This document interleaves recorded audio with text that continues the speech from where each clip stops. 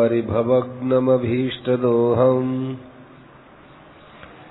तीर्थास्पदं शिवविरिञ्चिनुतं शरण्यं भृत्यार्तिहं प्रणतपालभवाब्धिपोतम् वन्दे महापुरुषते चरणारविन्दम्। संसार को लेकर जो सुख होता है और एक भगवान के भजन को लेकर जो सुख होता है, इन दोनों में जमीन आसमान का अंतर है। संसार का रस है वो नाशवान है, अनित्य है, क्षणभंगुर है, कई कमियां हैं। भगवान का रस है वो आनंदमय है, सत्य है, चिन्मय है। अनेक प्रकार से उसकी प्रशंसा की जाए वो सब कम है। स्त्री और पुरुषों के मुख की प्रशंसा की जाती है तो चंद्रमा की उपमा दी जाती है, पर चंद्रमा को हम देखते ही रहे ऐसा भाव नहीं होता कि हरदम देखते रहे। परंतु भगवान के दर्शन हो जाए तो दर्शन करने वाले का मन कभी तृप्त नहीं होता। अब देख लिया भगवान को, अब क्या देखना है, ऐसा नहीं होता। चंद्रमा को देख लिया, छोड़ दिया। लेकिन भगवान को देख लिया तो फिर देखना कभी छूटता ही नहीं। यो माम पश्यति सर्वत्र सर्वं च मयि पश्यति तस्याहं न प्रणश्यामि सच में न प्रणश्यति। जो सब जगह मुझ वासुदेव को देखता है और सब प्राणियों को मुझ वासुदेव में देखता है, मैं उसके लिए अदृश्य नहीं होता और वो मेरे लिए अदृश्य नहीं होता। क्यों? क्योंकि चंद्रमा को जो देखना है वो आंखों से देखना है, भगवान को जो देखना है वो अपने आप से देखना है। बहुत बार देख लिया, भगवान को न देखे छोड़ दें, ये बात ही नहीं है। देखते ही रहो, देखते ही रहो। हारमोनियम, फोनोग्राम आदि का कैसा भी गाना सुनो, अच्छा ठीक है सुन लिया, अब बंद करो, ऐसी इच्छा होती है। लेकिन गोपियों ने जो भगवान की बंसी सुनी तो किसी गोपी ने ये नहीं कहा कि अब बंसी की तान बंद कर दो, अब हम बंसी नहीं सुनना चाहती। यदि भगवान बंसी को थोड़ी देर के लिए रोकते थे तो गोपियां रो पड़ती थी। इसी तरह स्पर्श की बात है, गंध की बात है। खूब बढ़िया फूलों की सैज बनाई हुई है, उसके ऊपर खूब इत्र लगाया हुआ है, वो सोने की जगह सैज है, वो खूब जगमग हो रही है, पर 2 घंटे बाद चित्त ऊब जाता है कि और चलो बाहर घूमने चलो। पर भगवान के विषय में ये बात नहीं है। सनकादि ऋषियों ने बैकुंठ में जाकर भगवान के चरणों का सुगंध लिया तो उनका निराकार परब्रह्म परमात्मा का ध्यान तो छूट गया और वो गंध में ही डूब गए। हमारी इतनी बात का कहने का मतलब है, भगवान जब हृदय में बस जाते हैं तो फिर वो उन्हें कोई नहीं निकालता। इसी प्रकार संसार के निश्चय बुद्धि में होते हैं पर वे बार बार बदलते हैं। आप एक बार भगवान का निश्चय कर लो फिर बदल नहीं सकते। संसार के मित्र मर जाएंगे, मर जाते हैं, पर भगवान मित्र ऐसे हैं जो कभी मरते नहीं हैं और मित्रता कभी छोड़ते नहीं है। ऐसे रसमय आनंदमय परमात्मा का दर्शन, स्पर्श, भाषण सभी बड़ा मधुर है, कोमल है और सुंदर है। अमृतमय है, रसमय है। जो उसका पान कर लेता है उसके लिए सब रस कुरस फीके पड़ जाते हैं। यह रस सारे रसों का भीतर से त्याग करने से मिलता है, ऐसे नहीं मिलता। उसके मिलने पर भी सारे रसों का त्याग हो जाता है, पर पहले अन्य रसों का त्याग करना पड़ता है, क्योंकि मिथ्या को हटाने से ही असली का बोध होता है। संसार के रस को हटाकर उस रस की चेष्टा करो। सच्चा रस वही है, और जल्दी करो, ये मानव शरीर में ही मिलेगा और कहीं नहीं मिलेगा। पर नर्तन पाए विषय मन देई, पलट सुधाते सत विसलेई। मानव शरीर प्राप्त करके जो विषय रूपी रस में पड़ा हुआ है वो दुष्ट माना गया है। वो अमृत को छोड़ करके जहर खा रहा है। ये मौका बार बार मिलने का नहीं है। परमात्मा को छोड़कर संसार के भोगों को पकड़ना ये बहुत बड़ी मूर्खता है। बालक की तरह मूर्ख है। भोग देखने में अच्छे लगते हैं, समझने में अच्छे लगते हैं, पर उनकी कीमत कुछ भी नहीं है। चिरमी कैसी चिकनी होती है, चमकीली होती है, पर चिरमी की कोई कीमत नहीं है। भोग भोगने के समय चिरमी की लाली की तरह अच्छे तो मालूम देते हैं, पर चिरमी का जैसे मुंह काला होता है, ऐसे ही भोगी आदमी का लोक परलोक में मुंह काला ही होता है। इसलिए गुंजा का उदाहरण दिया, ताई कबऊ बल कहई न कोई, गुंजा गहई परस मणि खोई।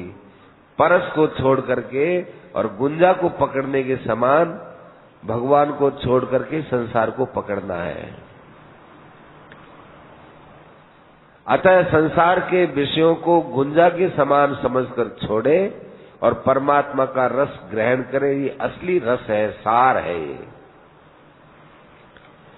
थोड़ी बात माताओं बहनों के लिए कहता हूं। शास्त्र के अनुसार कुएं के जल से तालाब का और उससे नदी के जल का महात्म्य बताया गया है। कुएं के जल से तो तालाब का जल अच्छा होता है, तालाब के जल से नदी का जल श्रेष्ठ बताया गया है, और नदियों में भी सबसे श्रेष्ठ गंगा जी का जल है। वास्तव में गंगा जी का जल कहना अपराध है।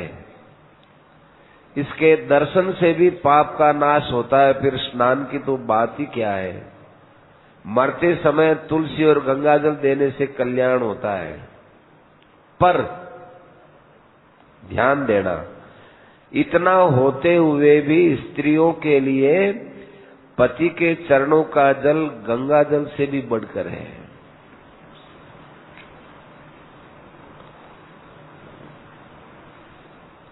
जो स्त्री पति का तिरस्कार करके गंगा जी में जाकर स्नान करती है, वह मर करके नरक में जाती है। पति का तिरस्कार स्त्री का एक बहुत बड़ा अपराध है, पता नहीं है आजकल।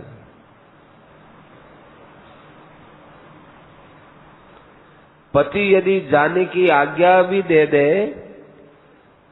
और स्त्री यदि गंगा जी चली भी जाए, तो भी उसके मन का भाव यही होना चाहिए कि गंगा जल से पति चरण का जल बड़ा है।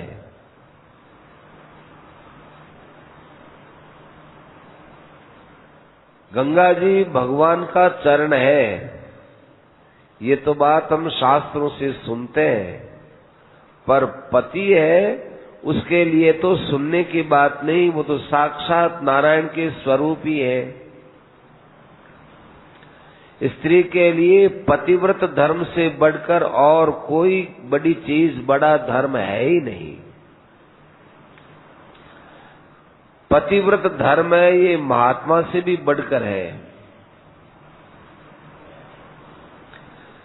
पति का सेवन करने वाली, सेवा करने वाली पतिव्रता स्त्री शाप और वरदान दे सकती है, उसमें इतनी ताकत आती है। पर बहुत बड़ी श्रेष्ठ पतिव्रताएं स्त्रियां होती हैं, वो शाप और वरदान देती नहीं है, ताकत होते हुए भी देती नहीं है, उनका बड़प्पन है। यदि गंगा जी आदि में जाना चाहे तो स्त्री क्या समझ करके जाए, जबकि पति का जल गंगा जी से बढ़कर है तो क्या जाए? तो वो इसलिए नहीं जाए कि गंगा जी है वो मेरे पति से, पति के जल से घटिया है या बढ़िया, ऐसे नहीं। तीर्थ इसलिए नहीं जाए कि तीर्थ बढ़कर है, अपितु इसलिए जाए कि मेरे द्वारा पति की आज्ञा का पालन होगा। पति की सेवा के लिए तीर्थ में जाए और पति को तीर्थ में ले जाकर पति की खूब सेवा करे, तो इससे बहुत बड़ा लाभ होता है। स्त्री के लिए पति ही गुरु है, स्त्री के लिए पति गुरु है। यदि स्त्री दूसरा गुरु बनाती है तो वो धर्म से गिर जाती है। स्त्री के लिए पति गुरु है, यदि स्त्री दूसरा गुरु बनाती है तो वह धर्म से गिरती है। पति जो माड़ा फेरता है, जो नाम मंत्र बोलता है, वही उस पत्नी का मंत्र है। जब पति का ही गोत्र पत्नी का गोत्र हो गया, पति का ही परिवार उस स्त्री का परिवार हो गया, तो पति का मंत्र पत्नी का मंत्र क्यों नहीं होगा? इस एक ही बात में सब बात आ गई। साथ ही इस प्रकार पति का आदर करती हुई यदि ईश्वर का भजन करती है तो बस उसके समान कोई संसार में श्रेष्ठ नहीं है। पति के मरने के बाद पति को परमेश्वर मानकर उसकी भक्ति करे, भगवान की भक्ति करे तो भी बुरा नहीं है, कर सकती है, क्योंकि ईश्वर की भक्ति में सबका अधिकार है। स्त्रियों वेश्यास तथा शूद्रास तेपि यान्ति परांगति। स्त्री का गुरु पति है और परमात्मा परम पिता है। त्वमेव माता च पिता त्वमेव, त्वमेव बंधुश्च सखा त्वमेव, त्वमेव विद्या द्रविणम त्वमेव, त्वमेव सर्वम मम देव देव। इसमें पति का नाम नहीं आया है, इसमें त्वमेव सर्वम मम देव देव में स्त्रियों के लिए सर्वस्व पति होता है और पिता होता है वो परमात्मा होता है। इसलिए रोज इस श्लोक का पाठ करना चाहिए, उठते ही रोज उठकर इस श्लोक को पढ़ना चाहिए। त्वमेव माता च। कुछ और बातें बताता हूँ। गंगा सबसे बढ़कर है। पति कहे तो स्नान करो। घर वालों के साथ जाने में आपत्ति नहीं है, परंतु झगड़ा करके नहीं जाना चाहिए कि मैं गंगा जी जा रही हूँ, आप मुझे मना क्यों करते हो, ये तो तीर्थों का काम है। वो कहते नहीं अभी घर में काम है, नहीं जाना चाहिए, कि नहीं मैं तो जाऊंगी, वो जा रही है, वो जा रही है, ऐसे लड़ाई झगड़ा करके नहीं जाना चाहिए। घर वालों के साथ जाने में आपत्ति नहीं है, पर घर वालों से झगड़ाई करके नहीं जाना चाहिए। पति के समान संसार में न कोई तीर्थ है न व्रत है, फिर भी स्त्री यदि पति से बढ़कर तीर्थ को मानती है तो वह स्त्री अपराध करती है। दूसरी बात, मेरी बात जो पहले बताई, स्त्री पति के अलावा अन्य किसी को भी गुरु न बनाए। कितना ही ऊंचा कोई महात्मा हो, महापुरुष हो, सब कुछ हो, उसके वचन सुनो, सत्संग करो, आध्यात्मिक लाभ लो, पति को भी लाओ, सब बढ़िया है, पर महात्मा को स्त्री अलग से गुरु बनाए ये बात अच्छी नहीं है। महात्मा यदि बड़े श्रेष्ठ है तो स्त्री पति से कह सकती है कि आप इनको गुरु में दृष्टि से देखिए, गुरु दृष्टि से मानिए, पर स्वयं अलग से गुरु शिष्य का संबंध न जोड़े। तीसरी बात, भगवान की भक्ति मंदिरों में जाकर करने की अपेक्षा अपने हृदय रूपी मंदिर में करो। अपना घर छोड़कर मंदिरों में जाकर बैठकर भगवान का भजन करने में इतना लाभ नहीं है। मंदिरों में घर छोड़कर के मंदिरों में जाकर माताएं बहनें घंटों घंटों बैठती हैं और वहां पर बैठ करके वे लाभ लेना चाहती है। हम निवेदन करते हैं कि उससे बढ़कर लाभ घर में मूर्ति रख करके सेवा करो और घर में रहो, बाहर मत जाओ। और उससे ऊंची बात आपको बता दी कि घर में मूर्ति रखने की अपेक्षा हृदय में भगवान को बैठा कर पूजा करो। अब मैं भोग लगा रही हूँ, अब मैं ये कर रही हूँ, अब ये कर रही हूँ, ऐसा करें। मन से जो सेवा होती है, प्रेम से सेवा होती है, श्रद्धा से सेवा होती है, उससे भगवान बहुत खुश होते हैं। मंदिरों की अपेक्षा 100 गुना से भी बढ़कर है घर में, तो हम भगवान की मूर्ति के लिए अपने हाथ से सब कुछ करें तो कितना आनंद आए। मंदिर में तो पुजारी वगैरह बाहर तक ही आपको जाने देते हैं। आपके घर में अपने हाथ से आप भगवान को खिलाओ, भगवान को नहलाओ, भगवान को कपड़े पहनाओ, कितना आनंद है। माताओं बहनों को पति के शरीर शांत होने के बाद कहीं जाना आना छोड़ देना चाहिए। पीहर वालों के तथा ससुराल वालों के साथ ही उत्तम स्थान में जाए, सत्संग वगैरह हो तो। स्त्री को कभी अपनी स्वतंत्रता से जाने आने का विचार ही नहीं करना चाहिए और अकेली तो बिल्कुल नहीं जाना चाहिए। यह बात मनु ने भी बताई है, महात्माओं ने भी बताई, शास्त्रों में और जगह भी आई है।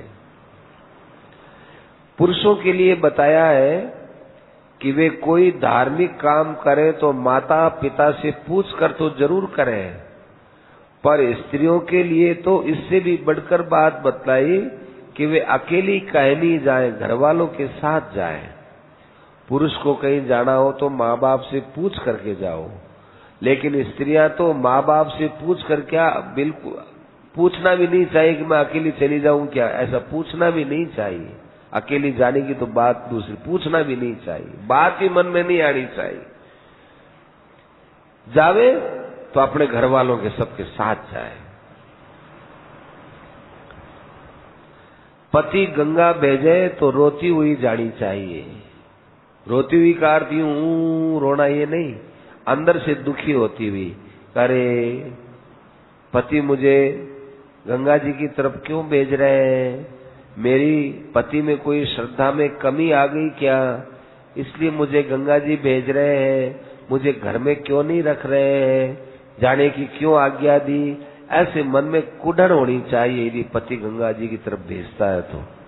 इसका अर्थ है कि पति तो रहे घर में, आप गंगा जी जाओ, एक गंगा जी को छोड़ो, माने बड़ी गंगा जी को छोड़ो और हल्की गंगा जी की तरफ जाने में कोई फायदा नहीं है। जैसे महात्मा अपने श्रद्धालु शिष्य को दूसरे महात्मा के पास भेजे, तब उस श्रद्धालु के मन में आता है कि अरे मेरी इनकी सेवा में कोई कमी रह गई, व्यवहार में कोई कमी रह गई, इसीलिए मुझे भेज रहे, नहीं तो अपने पास से क्यों भेजे। गीता में भगवान ने अर्जुन से कहा, तमेव शरणम गच्छ, तुम उस ईश्वर की शरण में जाओ। तो अर्जुन का मुंह उतर गया।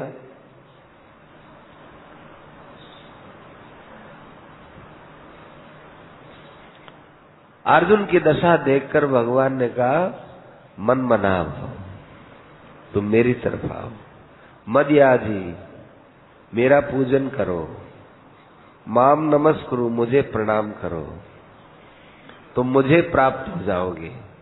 मैं प्रतिज्ञा करता हूं। अर्जुन की मुखाकृति देखकर भगवान द्रवित हो गए। पति तीर्थ के लिए भेजे तो समझना चाहिए कि मेरा तिरस्कार है। पति परमेश्वर के समान है, अतः पति को गुरु बनाना चाहिए, गुरु मानना चाहिए। हृदय में भगवान की मानसिक मूर्ति की स्थापना करके मानसिक पूजन करना चाहिए। सब गृहस्थियों के लिए बात बताते हैं। गृहस्थियों के लिए सबसे बड़ा धर्म अतिथि सेवा है। गृहस्थ आश्रम में रहने वालों को ये नहीं भूलना चाहिए कि आपका आश्रम सब आश्रमों से बड़ा है, क्योंकि आपके द्वारा सबका पालन होता है। इसलिए आप गृहस्थाश्रम को कल्याण का श्रेष्ठ साधन माने, परंतु ये कब है? जब आप धर्म का पालन करें तब है। अतिथि सेवा महायज्ञ है। आपको युधिष्ठिर के यज्ञ की बात बतलाई थी, उससे भी बढ़कर अतिथि सेवा है। युधिष्ठिर महाराज ने बहुत बड़ा यज्ञ किया, सोने के पात्र थे, खूब दान पुण्य किया और असंख्य ब्राह्मणों को भोजन कराया। सब वाह वाह करने लगे, पर उस यज्ञ में एक नेवला आया। नेवला ने कहा कि क्या आप युधिष्ठिर की वाह वाह करते हो? कोई बड़ा यज्ञ नहीं हुआ, यज्ञ तो मैंने देखा था। एक बार मैं जंगल में गया, एक कुटिया थी, उस कुटिया में 4 प्राणी रहते थे, चारों ब्राह्मण, ब्राह्मणी और उसका पुत्र और पुत्र वधू, 4 प्राणी थे। बेचारे भिक्षा से निर्वाह करते या यायावर वृत्ति से निर्वाह करते या अयाचित वृत्ति से निर्वाह करते, माने कहीं घूमने नहीं जाते, अपने आप जो दे गया उससे काम, और हरदम भगवान का भजन करते चारों ही। उनके भजन की और अतिथि सेवा की बड़ी रुचि थी। भूखे रह रह करके भी वे अतिथि की सेवा करते, भूखे को भोजन कराते। एक बार भगवान ने बड़ी विचित्र परीक्षा ली। कई दिनों से उनको कुछ खाने के लिए मिला नहीं। तब एक जगह से उनके पास थोड़ा सा सत्तू आ गया, जौ का बना हुआ। वो सत्तू आया, उन्होंने उसको जड़ में घोल करके 4 हिस्से कर लिए। वो 4 हिस्से करके जो ही लेने वाले थे, इतने में ही भगवान एक बूढ़े ब्राह्मण बनकर आए और आते ही तो बोलने लगे, भाई भूखा हूं, कोई भोजन मिलेगा? कि हाँ महाराज पधारो। खूब बड़े प्रेम से उनको घर में लाए कि भूखा हूं, भोजन कराओ। तो उन चारों ने विचार किया कि क्या करें साहब, अपने कर लो, 1 गिलास इनको दे दो सत्तू की। 1 गिलास दे दिया। पीते कहा कि हाँ, कई दिनों से मुझे भोजन मिला है, पूरा तृप्त नहीं हुआ। दूसरी गिलास दे दी, लो महाराज। वो दूसरा सत्तू भी पी गए, हाँ भूख तो बाकी है। तीसरा गिलास दे दिया, वो भी पी गए। कहने लगे अभी पूर्ण तृप्त नहीं हुआ हूं। तो चौथा गिलास और दिया, उसको पी गया, अब तृप्त हो गया। ये चारों गिलास, चारों हिस्सों का सत्तू पी लेने के बाद वो भूखा ब्राह्मण परिवार अंदर से आनंद में भर गया कि आज हमारे पास जो वस्तु थी वो किसी और के काम आ गई। बहुत अंदर से प्रसन्न हो गए। भगवान बने हुए ब्राह्मण कहने लगे, भाई हमारा हाथ दुपाओ, आचमन करेंगे। उनके हाथ दुपाए, आचमन किया। तो नेवला ने कहा कि उसके बाद मैं वहां चला गया पत्तल पर जाकर लोटपोट हुआ, तो जितना जितना मेरे शरीर में पानी लगा वो शरीर सोने का हो गया। अब मैंने देखा कि मेरे शरीर पर ये चित कब्रे से छपके लगे हुए खराब लगता है, कोई और ऐसा यज्ञ हो तो वहां जाकर मैं लोटपोट होऊं। मैंने सुना कि युधिष्ठिर महाराज बहुत बड़ा यज्ञ कर रहे हैं, तो इस यज्ञ में आया। यहाँ आकर सबकी पत्तलों में लोटपोट हुआ, मेरे तो कादा कीचड़ और लग गया, कोई फायदा नहीं हुआ। युधिष्ठिर महाराज का यज्ञ है, उस ब्राह्मण के यज्ञ के सामने कुछ नहीं है। अतः सोचो कितने ऊंचे दर्जे की बात है। अतिथि को देखकर स्वयं भूखा रह जाए तो साल भर के एकादशियों के व्रत के पुण्य से भी बढ़कर है वो। अतिथि को देखकर स्वयं भूखा रह जाए हो, अतिथि को देखकर नहीं, अतिथि को देकर। यदि हम गरीब हैं, असमर्थ है, तो भी हाथ जोड़कर आसन पर बैठा हो, मीठे वचन बोलो, आदर के साथ बोलो, और जल के लिए पूछो कि आपके लिए जल लावे। गरीब से गरीब आदमी धर्म का पालन कर सकता है। सबसे बड़ा धर्म क्या है?